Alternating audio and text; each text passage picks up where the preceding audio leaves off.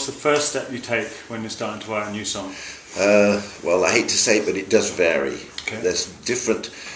In the old days, a big thing that helped me was titles. Right. Because I began as a lyricist. I now do melody as well. My voice is my instrument. But in the old days, I'd be reading the paper, reading a book, or somebody would say something, and I'd make a note of a title. And that was always a brilliant start. Okay. But you can sit and collaborate. If I go on with these answers and tell you more things, you don't mind, do you? If it Not doesn't at all, stick to no, it, because that's collaboration is brilliant. If you want to be a writer, don't be afraid to collaborate. Unless you think your song is 100% perfect.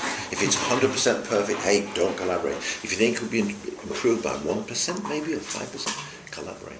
Share the song, because you don't want money, you want a hit. Yeah.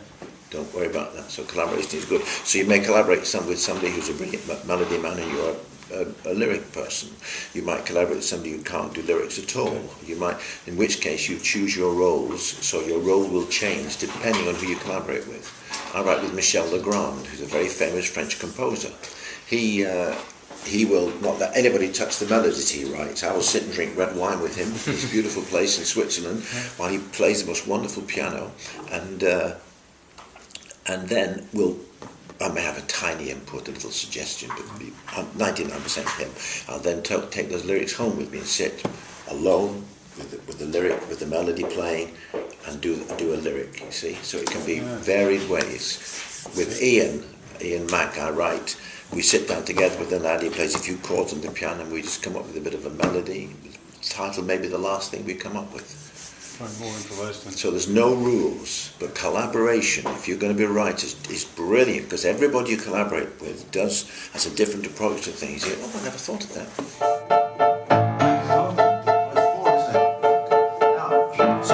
Delilah is one of your biggest hits. Yes. What inspired you to write Delilah?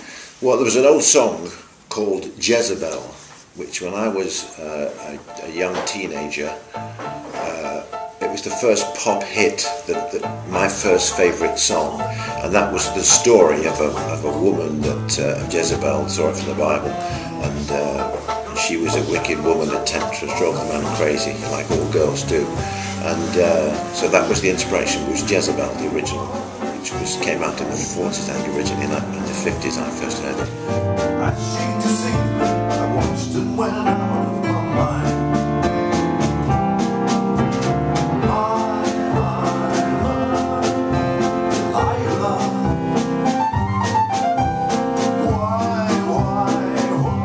When you were writing all your biggest hits, did you think in your mind when you were writing that this is going to be a hit, or was it a total surprise? No, that's a good question too, because I never, confidence isn't a huge thing in my makeup, and I remember one song I wrote, Love Grows Where Rosemary Goes. I wrote that with Tony McCauley, and Tony said, #1, hit, that's #1. And I thought, oh great, you know, but I knew I liked the song, but I didn't think. And that funny thing was, when it came out, nobody wanted to sing it. We made our own record with that, and with session singers and session musicians, it became a hit. So then we formed the band afterwards.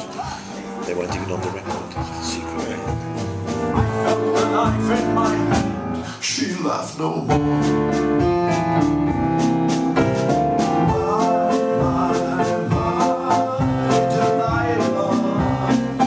I know you're working on this new musical at the moment. What's the most enjoyable part of that? What do you like about it? Actually writing the songs.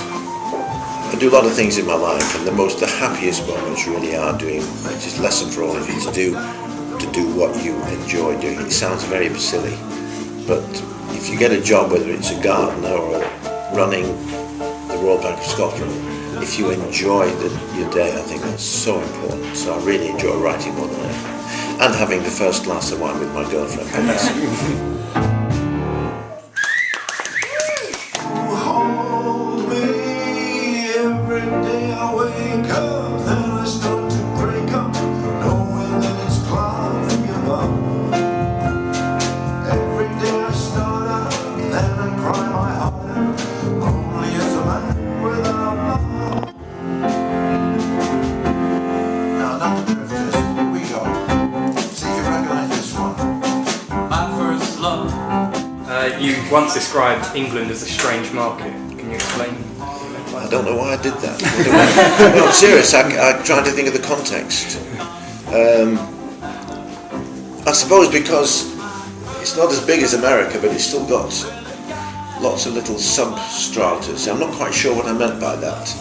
But to go onto market, the whole market now is difficult. The whole music as writers now, you do realise that when you see the download situation, you imagine Fat Record Company and starving kid getting his music for free.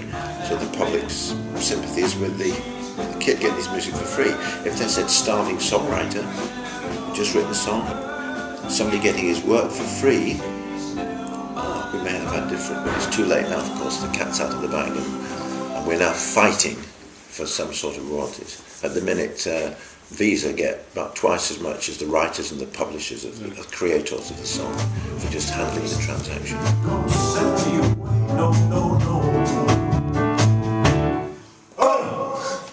Who's your favourite songwriter from the past 10 years? Oh, it's so hard, they're wonderful. I'll tell you a great songwriter that appreciated the Bee Gees. They didn't just make great writing, wonderful songwriters. The Beatles, of course, are sensational, but the Bee Gees are wonderful. Last 10 years, I mean, the guy that writes all the stuff for Take That, he's great. Gary Barlow, he's a great pop songwriter. He'd be a great pop songwriter in any age. He understands a hook, the catchy bit, and really a terrific writer. And of course, that writer-producer, Steve Mack. If you look up Steve Mack, what he's written and produced or produced over the last 5 years, you won't believe it. Of course, he's hooked into X Factor, which helps. Here it comes again, that feeling, here it comes again.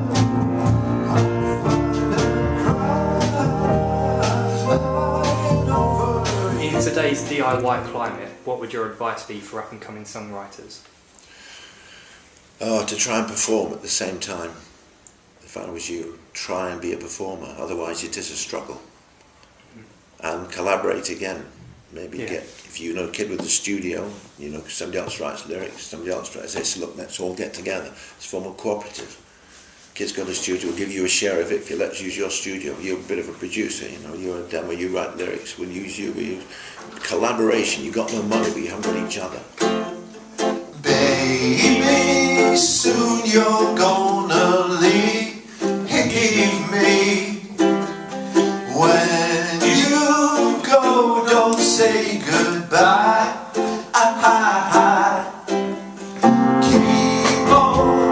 Keep on walking. Don't turn around, because if you do, you just might see me cry. One repeats. Baby, if you